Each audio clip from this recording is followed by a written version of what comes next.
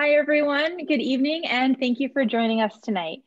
My name is Claire, and on behalf of Harvard Bookstore, I'm pleased to introduce tonight's event with Chang-Rae Lee presenting his new novel, My Year Abroad, and he'll be in conversation with Nathan Hill.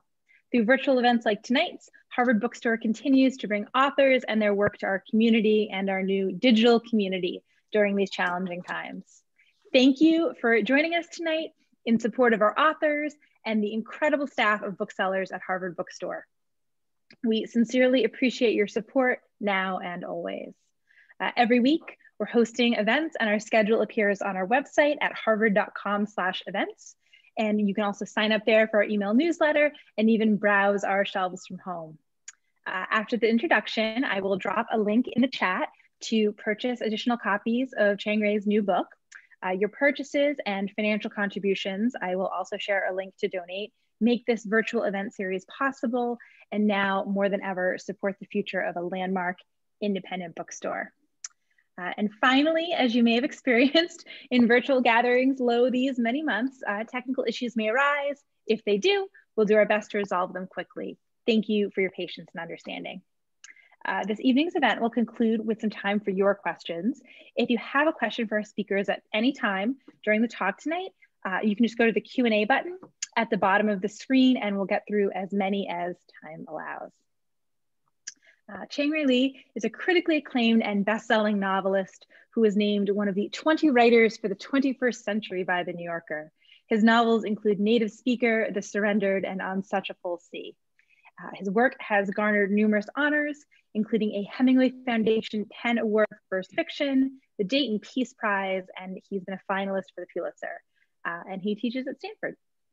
He'll be joined in conversation tonight by Nathan Hill, a writer whose novel, The Knicks, was a finalist for the National Book Critics Circle Leonard Award for Best Debut of the Year, and was recognized with the Art Seidenbaum Award for First Fiction from the LA Times. You may also be familiar with his work that has appeared in Wired, Poets and Writers, and the New York Times Book Review, among others. Caddying at a golf club is a pretty good summer gig. You're outside most of the day, and if you're lucky, you just might meet someone who will offer more than a chance to carry his clubs. In My Year Abroad, Tiller's an American college student spending his summer on the links. There he meets Pong, a Chinese-American entrepreneur and chemist who is launching a new business venture and looking for an apprentice. From there, we're off to the races, Hawaii, Shenzhen, Macau, and beyond. Of course, it's also about what happens after when Tiller ends up back in suburban New Jersey. For Vogue, Chloe Shama writes, My Year Abroad is an extraordinary book, acrobatic on the level of the sentence, symphonic across its many movements. And this is a book that moves. It's a wild ride, a caper, a romance, a buildings Roman, and something of a satire of how to get filthy rich in rising Asia. This isn't a book that skates through its many disparate seeming scenes, but rather unites them in the heartfelt adventure of its protagonist, who begins his year abroad as a foreign land to himself and arrives at something like belonging by the end of the story. And so now I'm pleased to turn these over to tonight's speakers. So the digital podium is yours, Chang-Rae and Nathan.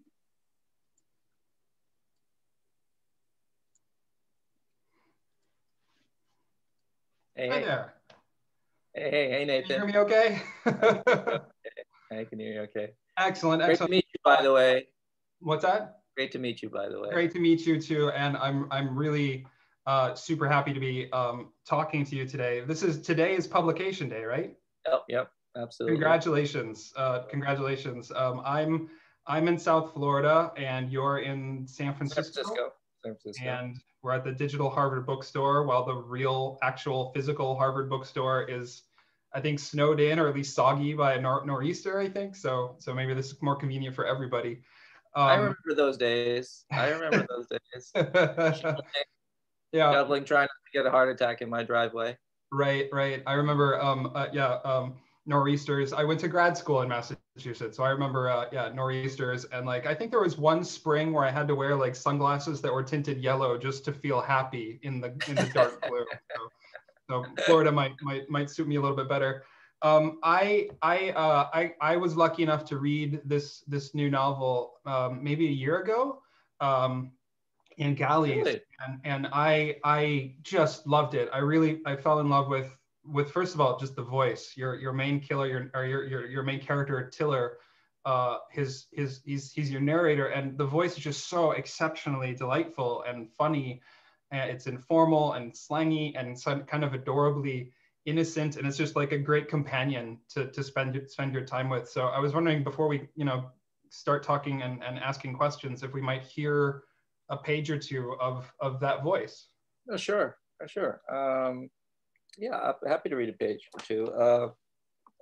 In the introduction, it was mentioned that he meets the other main character of the novel, Pong Lu, and so maybe I'll just read a couple pages from the time they first meet on the golf course, where Tiller is actually forecading. So here's the scene. He was working at a restaurant where he was a dishwasher, which he has lots of thoughts about too. But and this is in the summer. I might have worked at the restaurant the rest of the summer had I not last minute subbed one day for an acquaintance of mine at the local country club where he caddied. I knew pretty much nothing about golf, except for playing a golf video game once and watching Caddyshack multiple times stoned.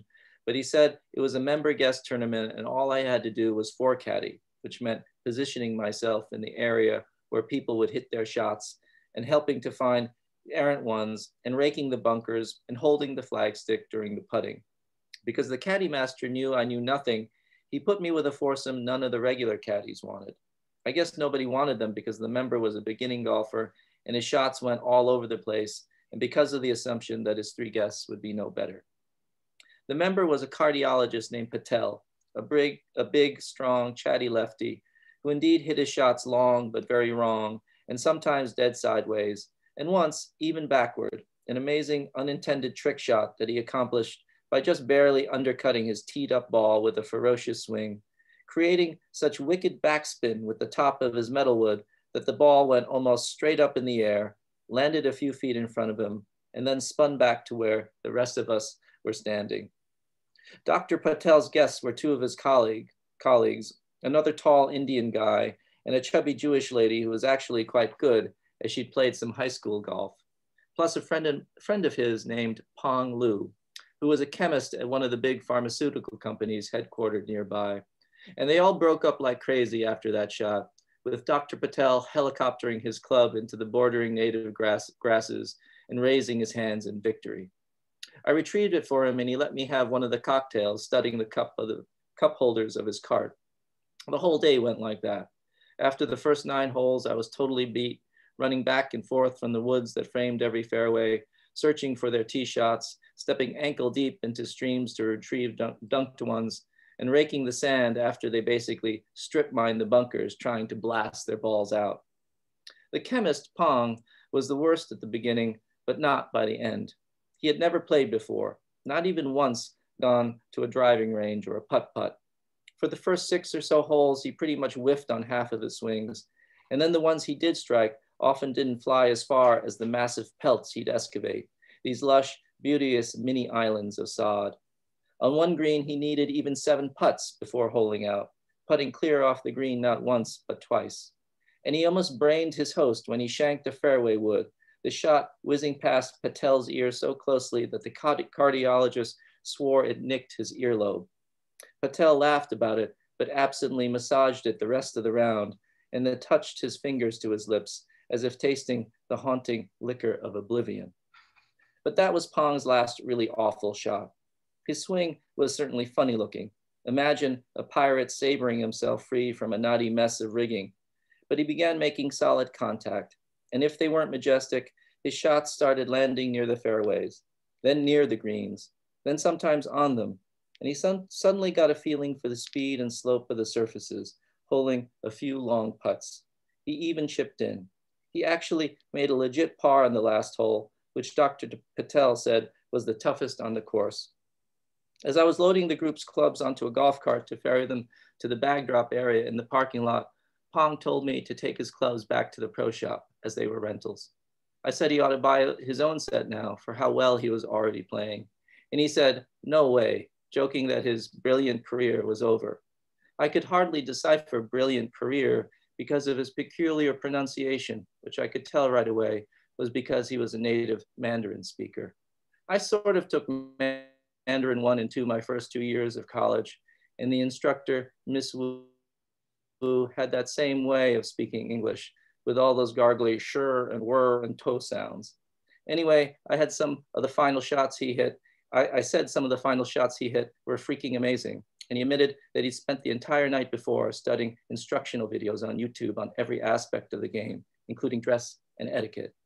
But watching a video and playing are totally different things, I said. They are not so far apart if you try to focus on something fundamental, he replied.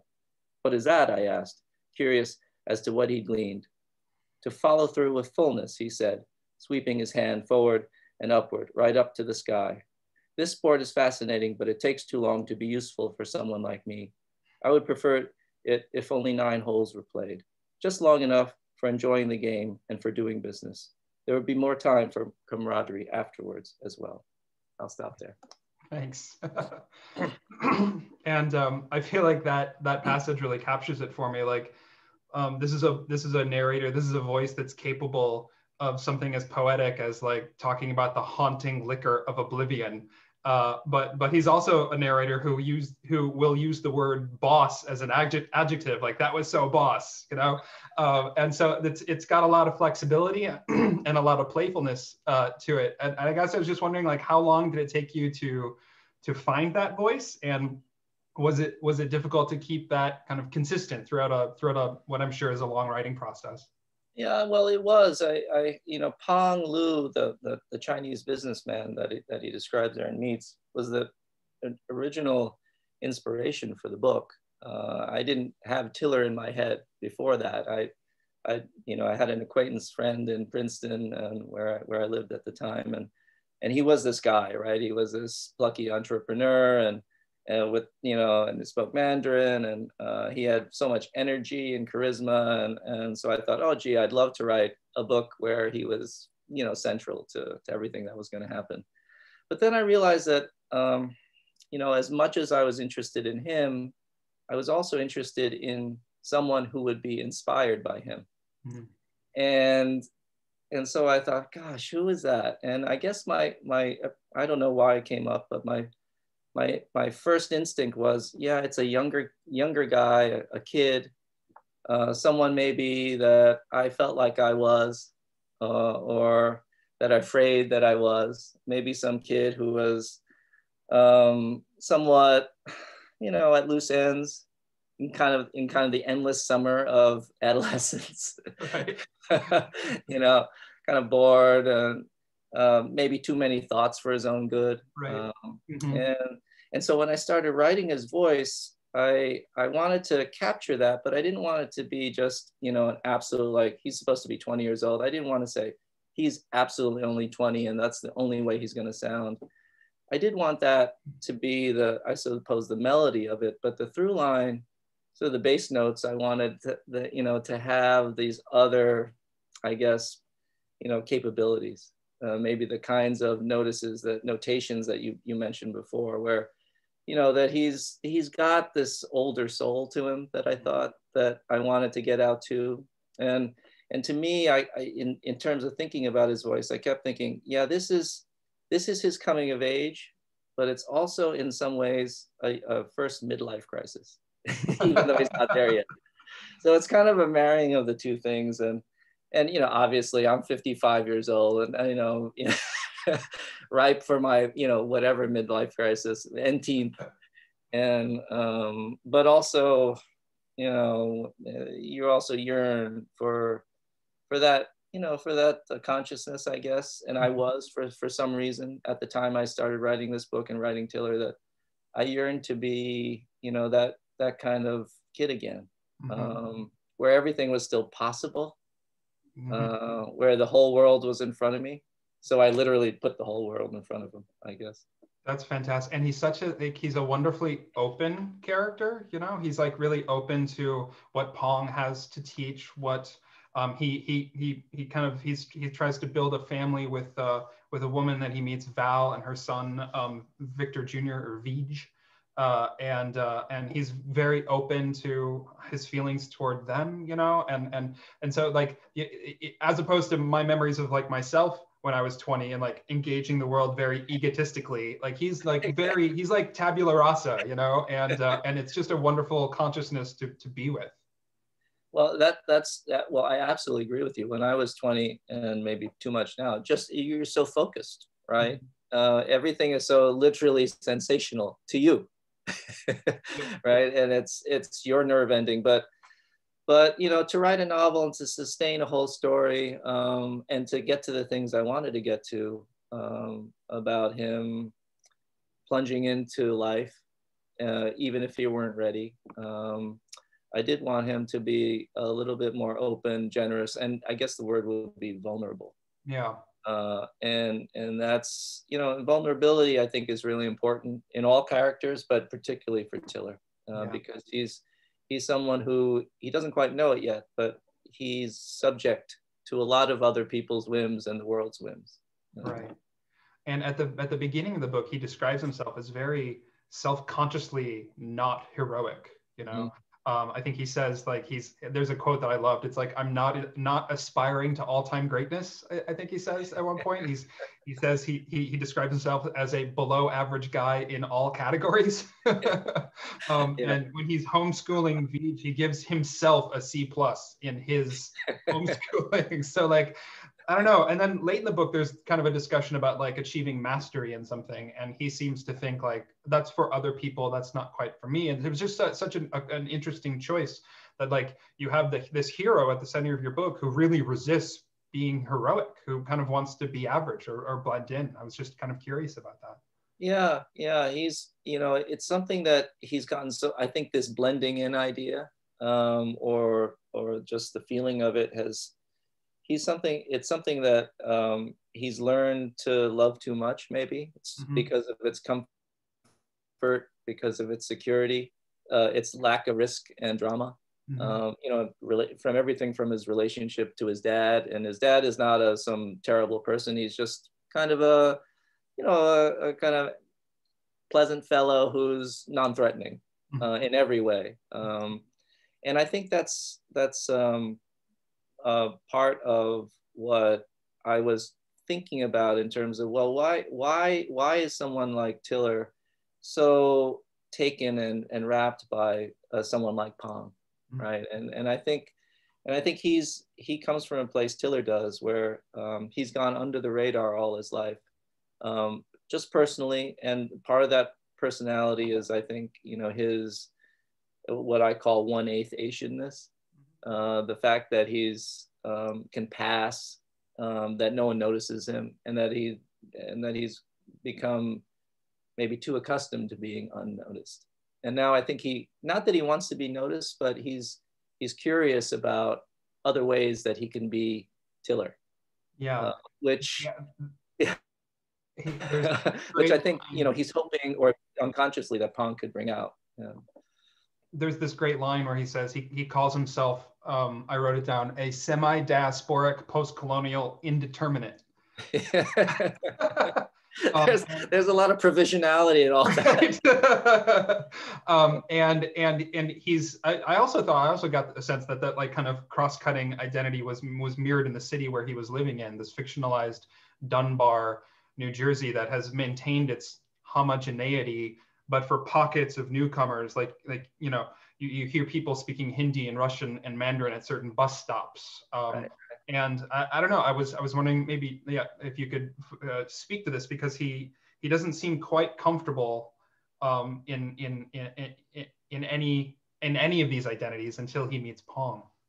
Yeah, he's, you know, he passes very easily in Dunbar, except the fact that he feels like all the other kids in Dunbar are supercharged and brilliant, and he's, you know, stuck in first gear, both intellectually and also economically. You know, he talks about he and his father just barely hanging on to being, you know, rightful citizens of a place like Dunbar. But more to your question, I think he also feels as if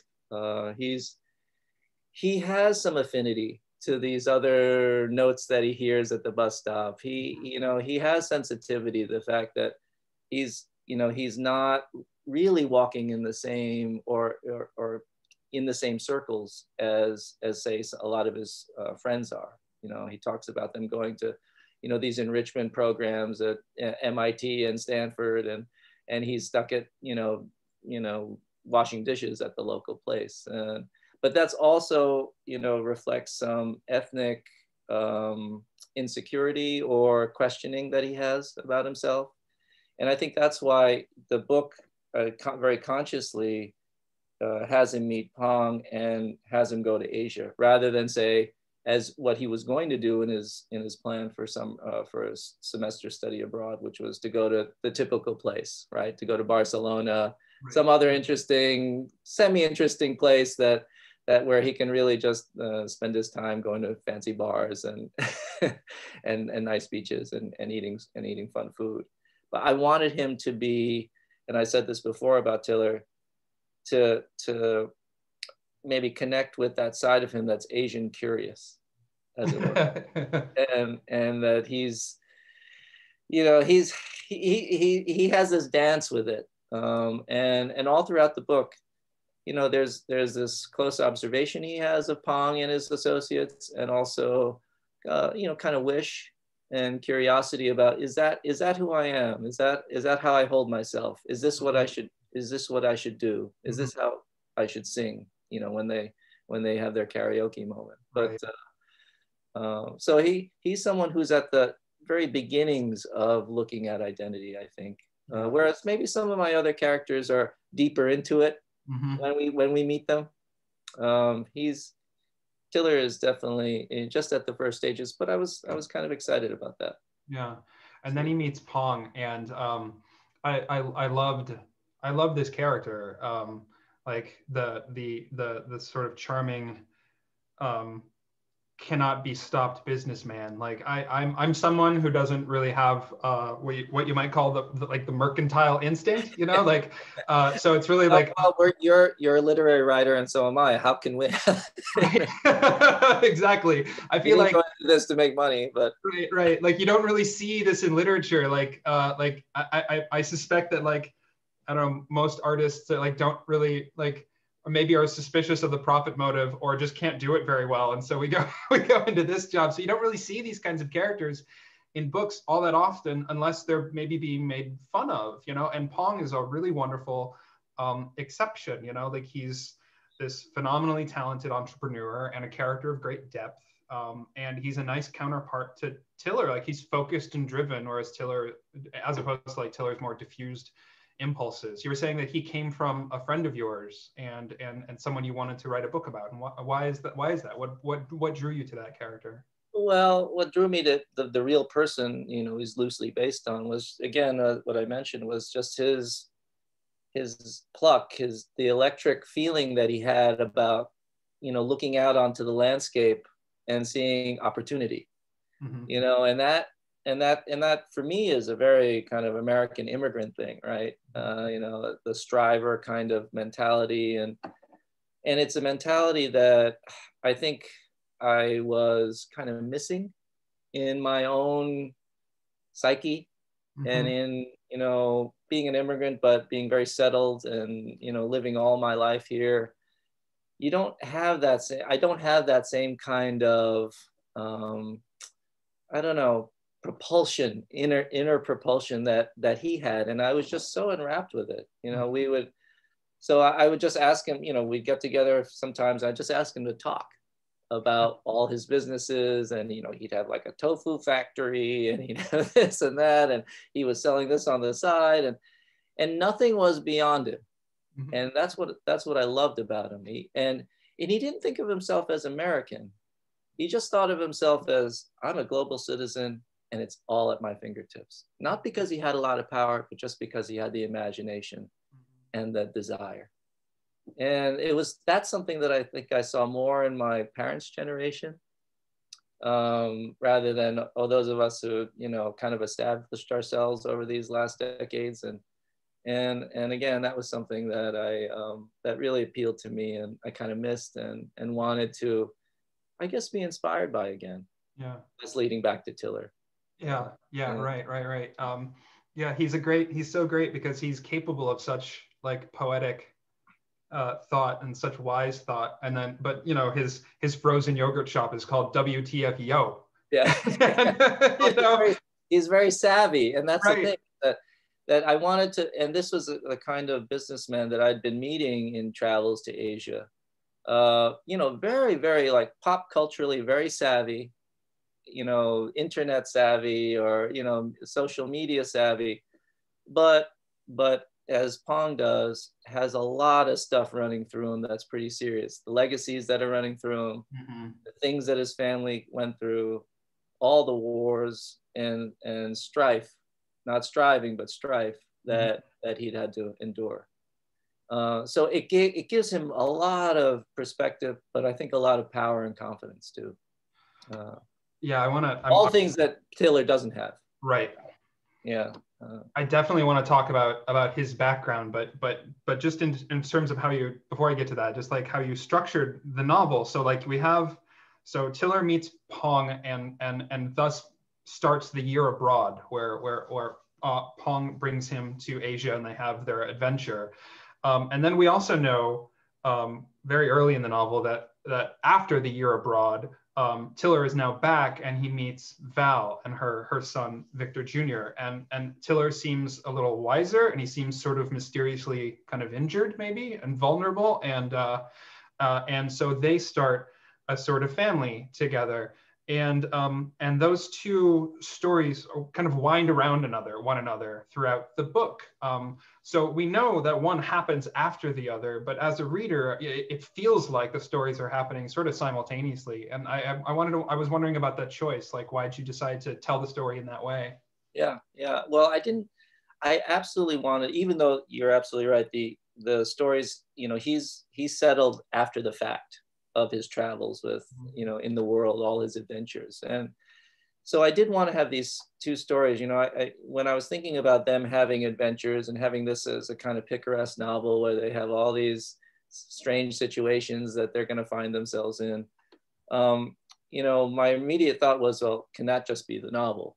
And, you know, I'd love to write a shorter novel, and I'd love to, you know, just have it tight and like that. But the more I thought about it, and the more I thought about those novels, those kinds of novels that I'd read and enjoyed, I always had a big question. It's like, well, where really is that person afterwards? Yeah. How is all this settled out in his consciousness? How is it enacted then in his life? And that's never really answered in classic adventure tales. And, right. You know, it's usually just told from some like jail cell somewhere, or, you know, they're kind of or confessional. And I wanted, particularly because Tiller was a young person, I wanted him to then have this other stage of life that we could see in this moment where he'd have to have responsibility, where he'd have to take a stand, where he'd have to be all the people that he was learning from. And so I wanted to alternate those two stories, but at the same time, and this was the tricky part, to try to make them feel, as you say, like they were happening right there and then, so that both stories were kind of proceeding, even though they're at different times and even though it's the same character.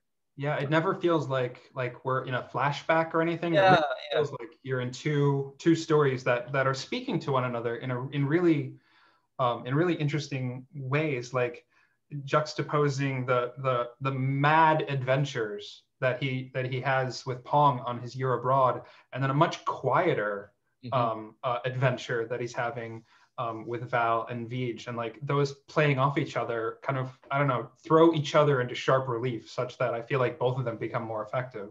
Well, I've always enjoyed meshing two storylines, or it's two times, but not just for the sake of those two narratives playing with one another, but also tonally too.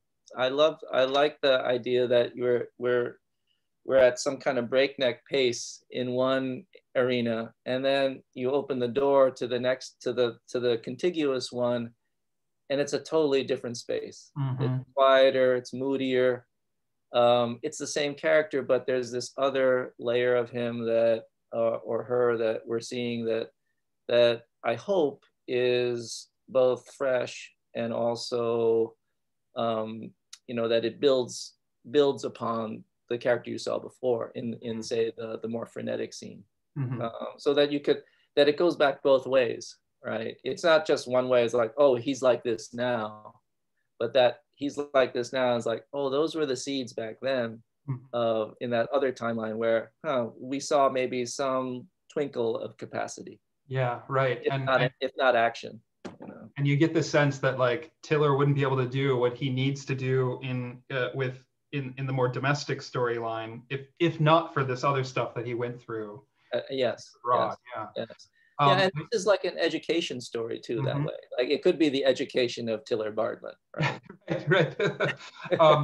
Like I said earlier, so I read the book the first time maybe like a year ago, and then I was looking at it again this week just to prepare for tonight, and it was really interesting to me how certain parts of the novel really landed differently on me this last week, partly because of what we've all lived through recently. So Val and Tiller and Veej, for example, are living a really isolated life because, and I don't think I'm giving anything away, we learn pretty early in the book that she's in witness protection, and worried about being discovered. So they're living a very isolated life, and so they rarely leave the house, and they do their shopping online. And all this isolation has Tiller really worried about Val's mental health. And he says at one point, domesticity is a chamber of horrors, and it felt like, I remember reading that, a while ago and really enjoying the scene. But now it just felt like this subplot felt like profound, after having been in a pandemic and a quarantine. So obviously that wasn't on your mind when you wrote it, but you're definitely engaging with this sense of isolation and loneliness that reminds me of the pandemic, but also kind of transcends the pandemic. So I don't know if you could talk about that, like the connection with isolation that you're working on here. Yeah, I mean, when they're cloistered like that, it's again a place in witness protection for safety, to hide, but as they all come, and I think we've all found, when it's too hermetically sealed, the echo chamber can get just too much, right? We're so with our thoughts all the time. We have no release. We have no sense of real sense. We have a virtual sense because we can look on the internet and see and quote unquote travel, but we don't have that physical ability to touch. We don't truly have sensory, information.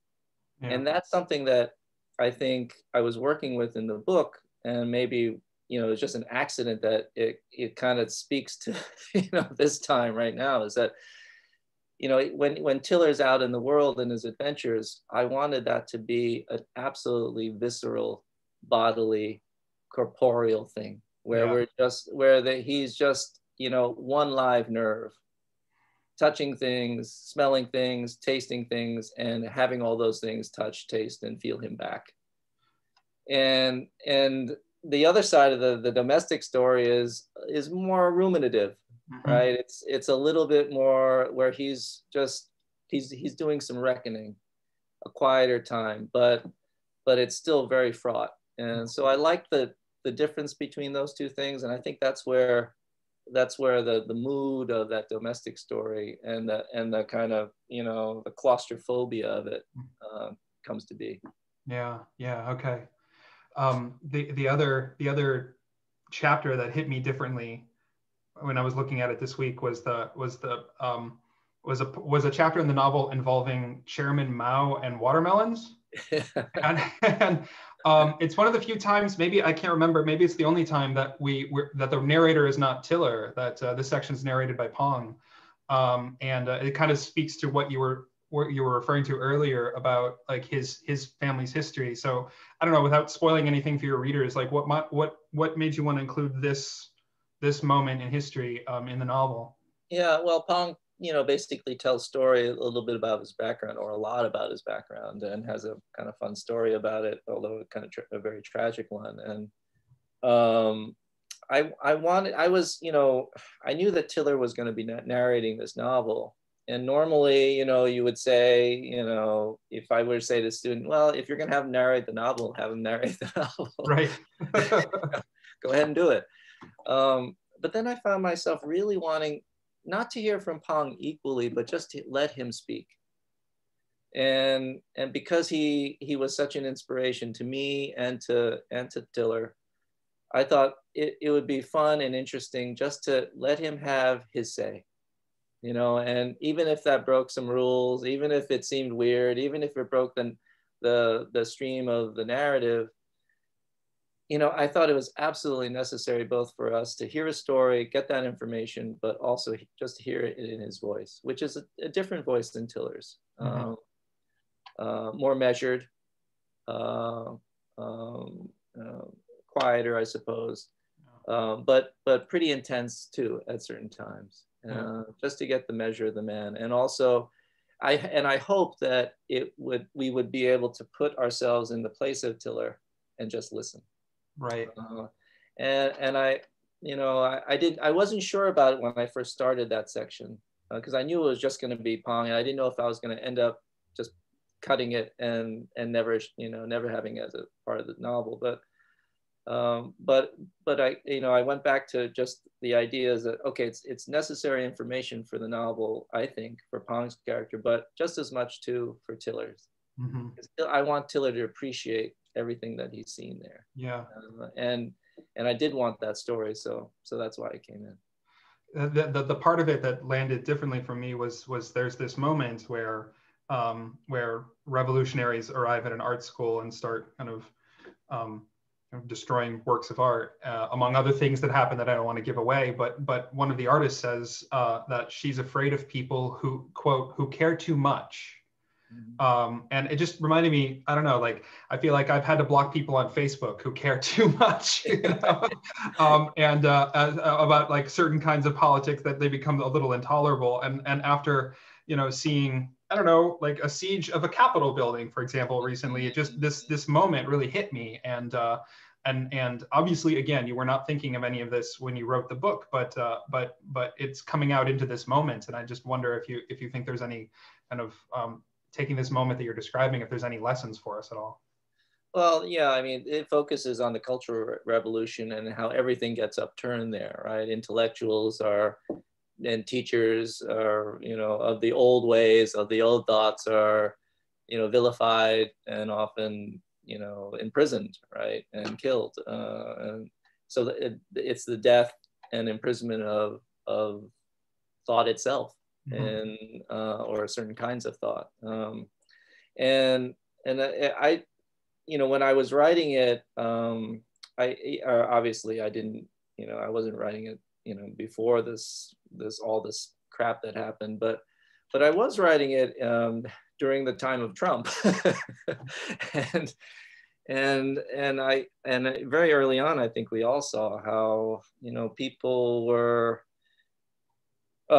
putting forth and really vigorous about speaking their own truths, and living by them, even when they weren't true.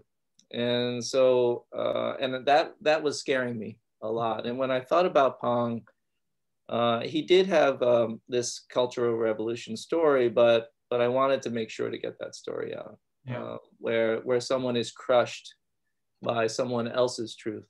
Yeah. Or their perception of truth, and because they wield the power, you know, they hold dominion. Yeah. This way.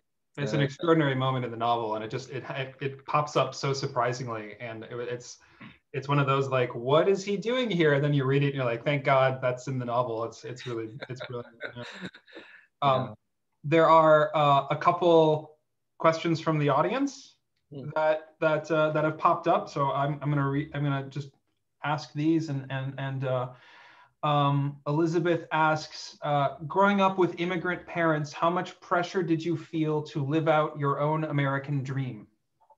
Well, quite a bit. I mean, you know, my parents, as a lot of immigrant parents do, they didn't come to this country to raise a writer. that's absolutely not, you know, they did want me to, and my sister and all of us, they were educated, cultured people, and they expected us to be educated and cultured, but that meant to be, of course, you know, patron of the arts. So I did, you know, and it, like a lot of, I guess one story that sort of illustrates this is what I was at right, you know, the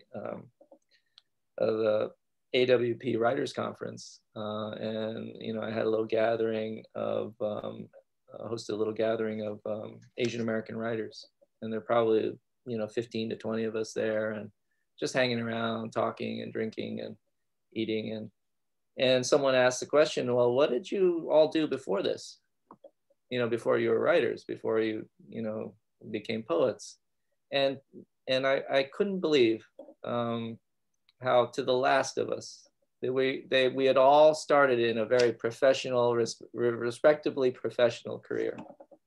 And that struck me as kind of strange because, you know, in other kind of circles, that doesn't happen. You know, it's like most people just started out in, like, you know, humanities, went to graduate school and they went on, or they grew up with parents who were in the media or publishing and they started writing early on. And, you know, we just never had that kind of experience or nurturing. Yeah. Elizabeth had a follow-up to that question, which was maybe what compelled you to take the risk of leaving your job as equities analyst? Is that right? Yeah. To then go into writing. Well, I was just, you know, I always loved writing, and in high school, I started writing, and I was, and one of my best friends from high school, I was living with him at the time when I was working on Wall Street, and his name is Brooks Hansen, wonderful writer. And he had very wonderful success publishing a book with his friend Nick Davis, and I always knew Brooks would, you know, be a writer in his life. You know, that's what he was made for, and he really inspired me. And I thought, you know, I love writing. I don't know if I can make a career out of it, but you know, I should try. You know, I guess I thought to myself, I have the rest of my life to try to make money, which is really why I was in that job. I was just trying to, you know, do the honorable thing, make money, have a secure life, pay back my parents more figuratively than anything else, than for all the work that they did and all the things that they, you know, bestowed me with. And so I decided I'll quit and just see what happens, you know, give myself a few years and, you know, convince my parents, even though they weren't happy, to have a little faith in me, and thank God they did. Not because it turned out okay, it's just because you know, I guess they saw that I did have a passion for it, which a lot of parents in their position would not have done. I studied biomedical engineering for my first 2 years in college, I think, but I went to the University of Iowa for undergrad, which is where I discovered that you could take classes in creative writing. I actually did not know that beforehand. You probably had lots of great teachers. I had great teachers. And yeah, so I started taking, you know, I would take one creative writing class a semester and then all of my engineering load. And then I remember my engineering guidance counselor was like, "You're gonna have to stop doing that." And that's when I dropped engineering. But thank God you did. Thanks. We have another question from Anonymous.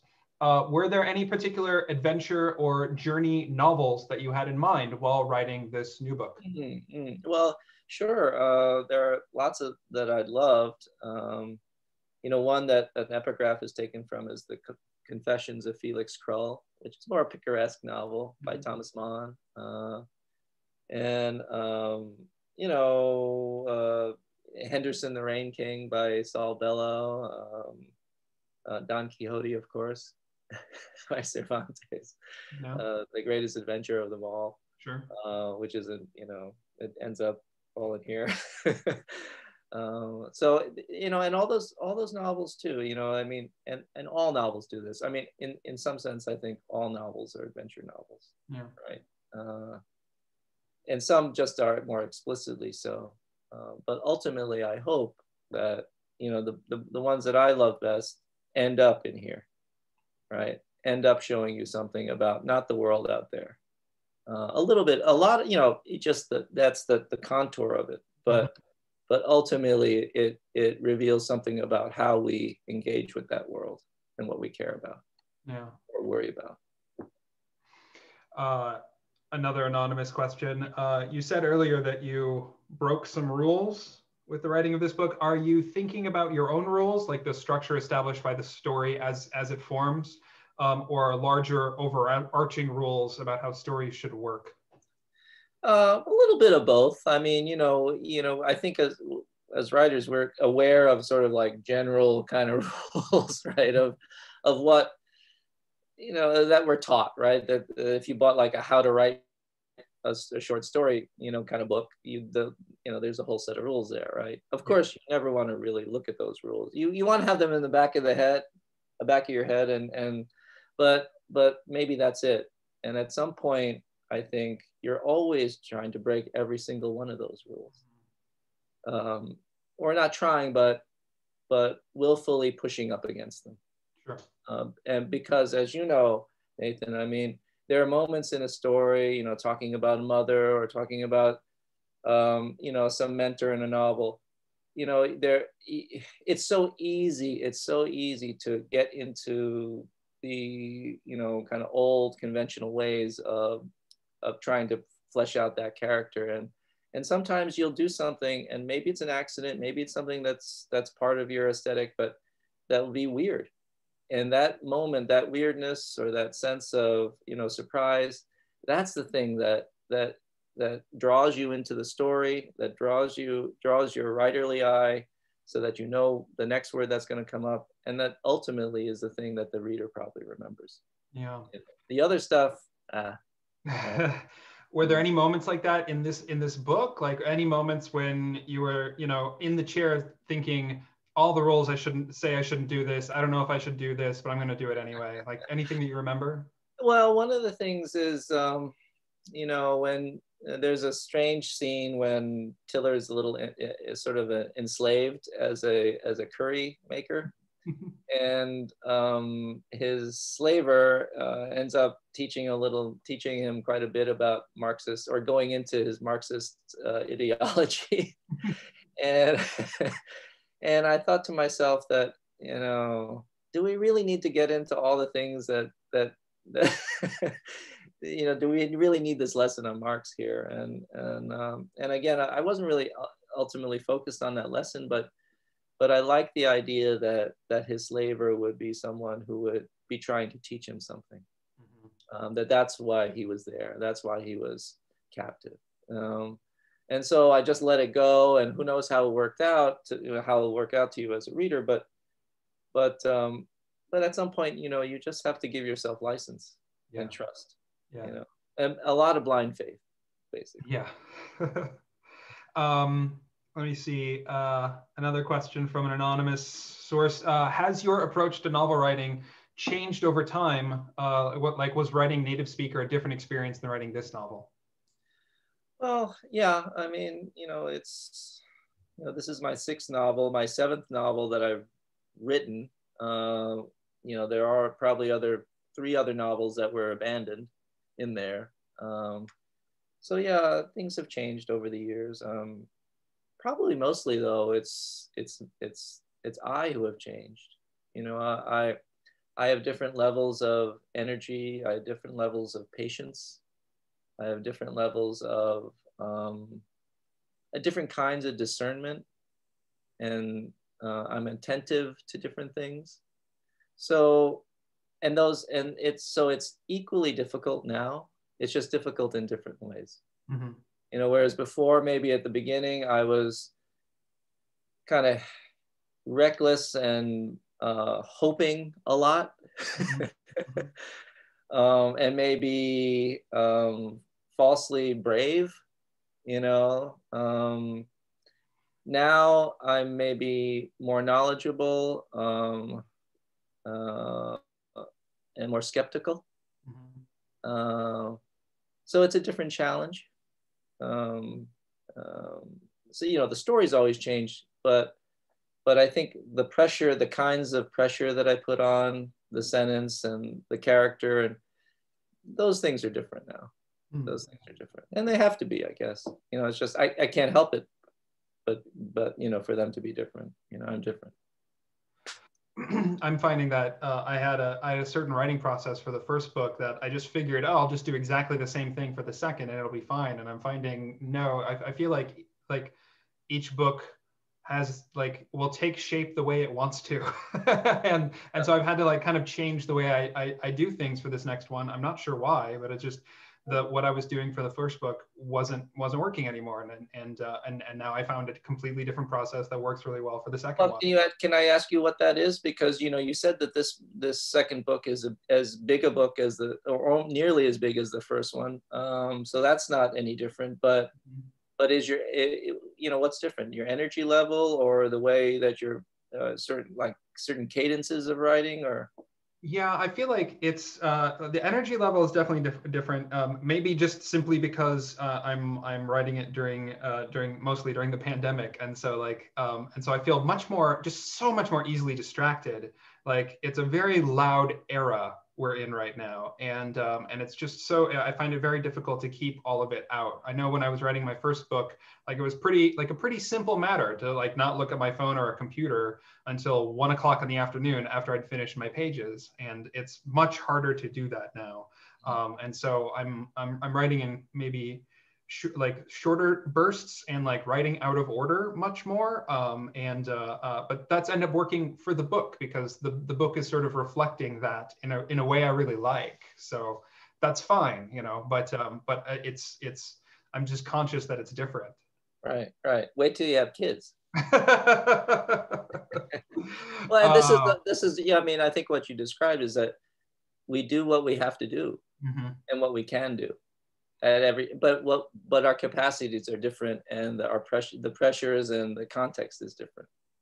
In your novel, Tiller seems to have a kind of suspicious opinion of technology. I remember he talks about Candy Crush specifically and apps in general as it's the best invention for avoiding mourning while you're mourning, I think is the quote.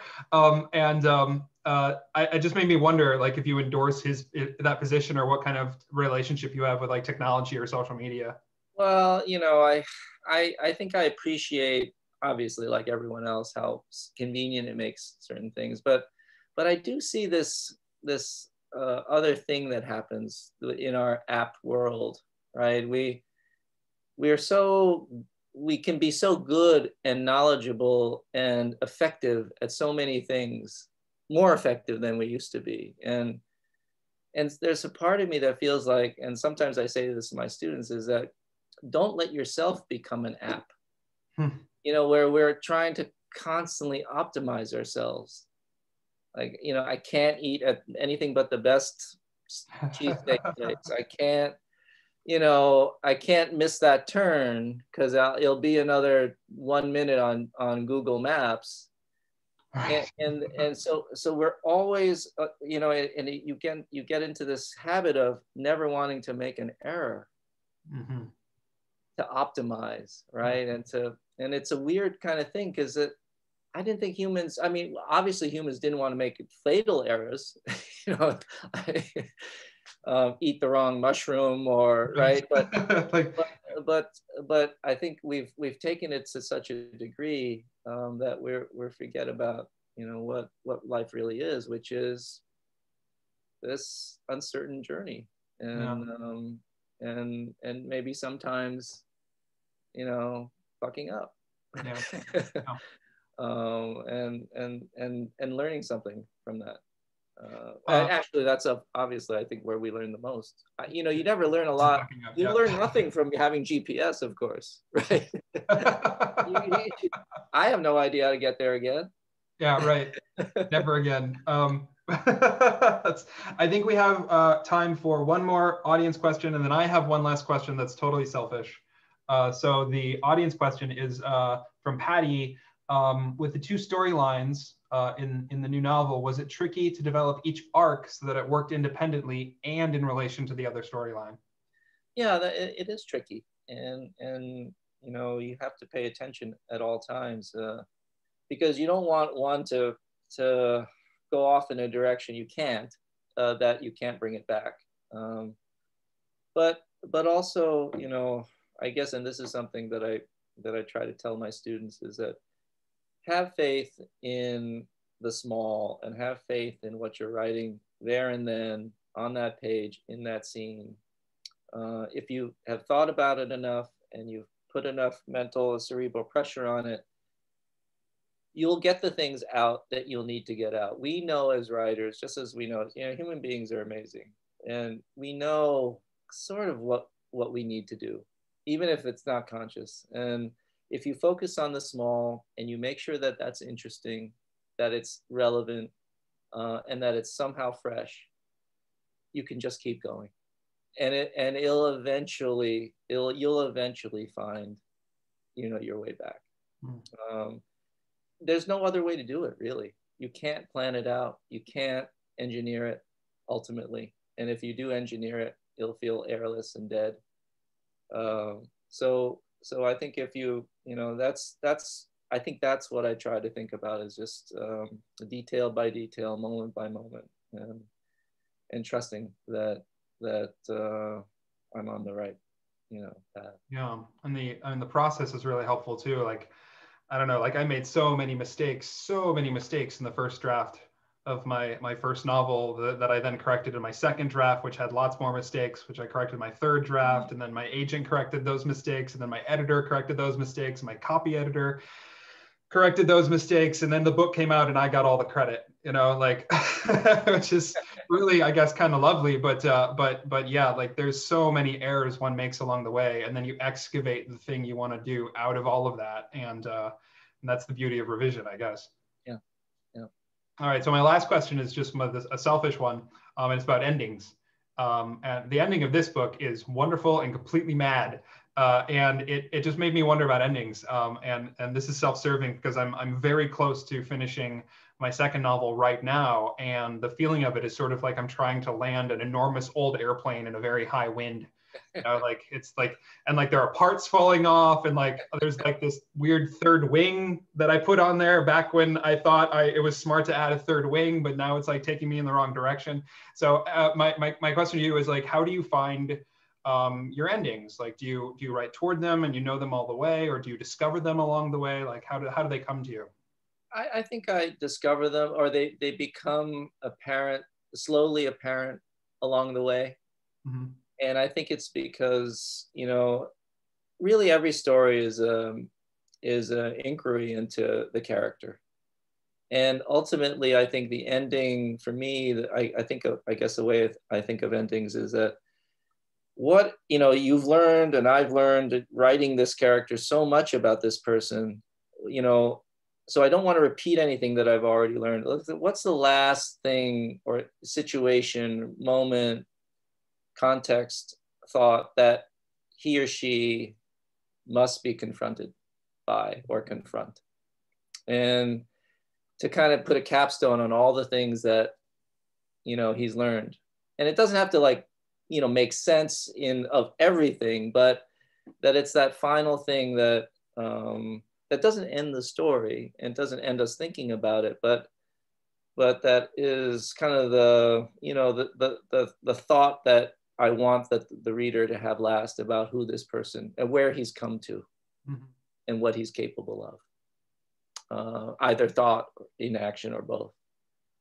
And that's as much as I think of endings, really. Yeah. And then that maybe gives me a clue to what could happen, you know, in terms of action or speech or thought.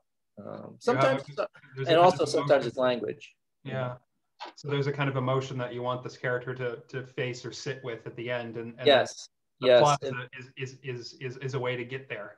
Yeah, and the plot is the engine to that, right? Yeah. It's motoring us towards that, which is essentially a feeling, mm-hmm. right? And that feeling can be a note, you know, and usually is a certain kind of note that's hit about everything. And you know, sometimes you do have a sense of that earlier on and you're writing towards it. Sometimes, you know, it has to build, just the way it is. Cool. Well, thank you so much. This was really fun, and it was delightful to talk to you, and congratulations on publication day of the new novel. It's really, really spectacular. Well, thanks so much, Jason. You're great, and really love the Knicks, and I can't wait for the new one. Thank you. And thank you both for being here. It was such a wonderful evening. And again, congratulations on Pub Day. And thank you to all of our viewers out there, wherever you are. You can learn more about and purchase Chang-Rae's book at harvard.com or via the link in the chat. And on behalf of Harvard Bookstore in Cambridge, Massachusetts, I hope you all have a great night. Keep reading, be well, and don't forget to wear your mask. Thanks, everyone. Okay. Bye. Bye. See you later. Thanks.